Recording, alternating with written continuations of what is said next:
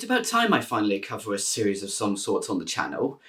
Though, this might be a bit of an interesting choice to start out with. The Vicar of Dibley is a British sitcom that originally ran on BBC One and first aired in 1994 and officially ended in 2007 and stars Dawn French, Emma Chambers, Gary Waldhorn and a plethora of other side characters. The basic premise is that the show takes place in a fictional village in Oxfordshire under the name, Dibley, and is mostly noticed for its vicar being a woman, as following the real-life changes post-1992, with the Church of England permitting the ordination of women. And so each episode features the parish council at Dibley sorting out civil duties and events, as well as the residents of the village getting into all sorts of shenanigans, mostly under the influences of the vicar, Geraldine Granger. Speaking of which, the best thing to start off by saying is that the main selling point, Dawn French's performance as Geraldine, is just splendid.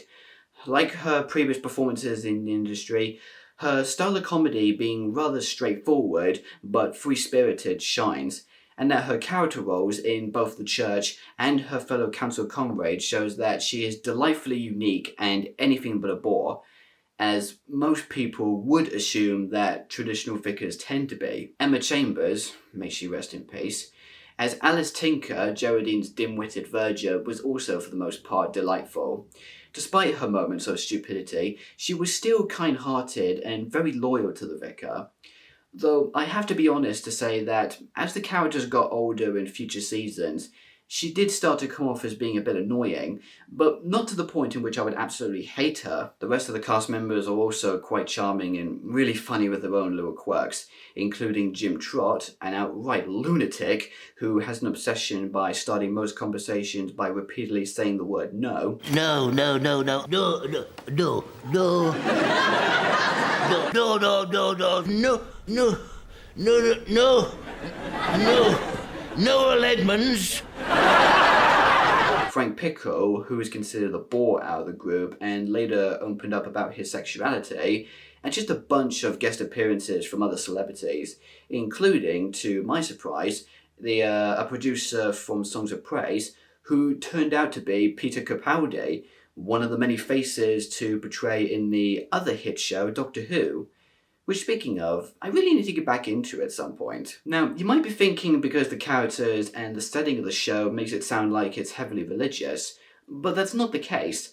Sure, they may make some important statements and references that reflect off the Christian side of things.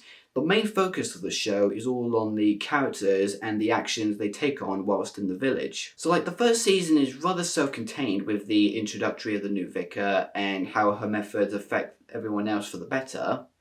The second season focuses a bit more on the built-up relationship between Geraldine's verger Alice and the son of Gary Waldhorn's character named Hugo, which ended up having a wedding as the season finale. The third season is when they decided to change the structure of the show a little bit, as now each episode was fixated on the different seasons during the year.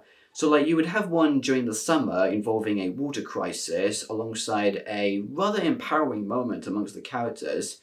And then you would also have an episode taking place during the holiday season, which was both the turning of the new millennium and also featured a birth sequence that was quite sweet and heartwarming. Speaking of holiday seasons, during most of the breaks in between major episodes contained specials that were allowed to be longer and are generally considered as some of the best in the show, including an Easter special that actually involved a major character death, and quite possibly one of my favourites, a Christmas special that also celebrated the vicar's 10th anniversary in the village, giving us such memorable moments as her sticking her head into a chocolate fountain and a sermon that involved the vicar being absolutely drunk, giving us some of the funniest quotes she has ever delivered throughout the show. 3, 2, 1, Thunderbirds all go!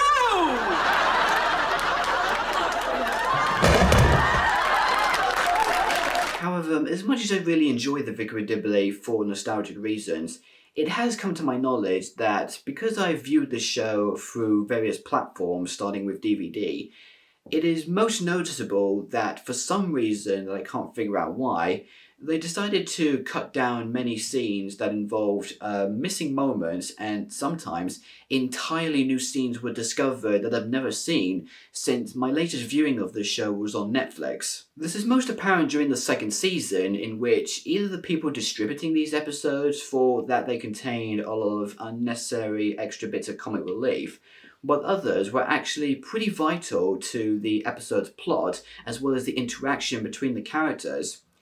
Which is why, if you intend to watch this show and want the most complete versions, you're probably going to have to search up for earlier DVD releases. Something that I think you should do, as since most television/entertainment properties that I tend to watch originate from the US, it's nice to see that other parts of the world can still create such worthy pieces of art and enjoyment.